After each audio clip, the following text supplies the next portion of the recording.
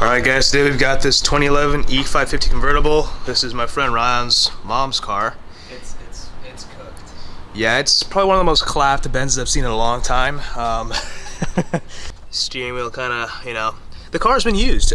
Wait, look, show them the carpets. That's pretty gnarly right there. In the back seat you showed me earlier. You know, just a casual burn in the seat, you know. It is what it is. But today, we're going to be replacing a lot of the trim. As you can see, most of it's missing.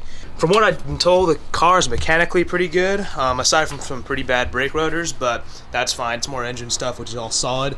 Please get new carpets. New carpets? Yeah. Okay. Alright, so part one of restoring the clapped out E-Class is, it's done now. So we put the new wood trim in over there, new wood trim in right there, next to the keyhole, that one over there above the glove box, and that side as well. But yeah, actually we have to remove this really strange Redneck piece of license plate. Alright, so we got that weird license plate off, only to uncover a massive dent, so hopefully we can source a new bumper for this car. Anyways, we open the hood and we see there's more clappedness going on.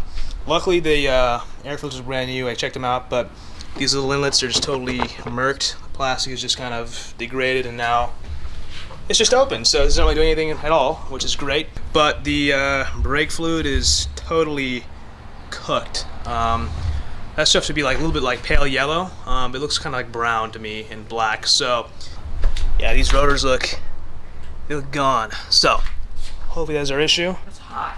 It is hot. We actually ran my little coder over there, my diagnostic tool from iCarSoft, whatever, and it didn't really show anything. So that is good news for this car. We didn't think that was going to be the case. Oh. Just got some lunch in the cooked E550 and the tire pressure's going down, which is fantastic. Hopefully it's not flat, or not getting it flat. Oh yeah. This thing, it takes a decade.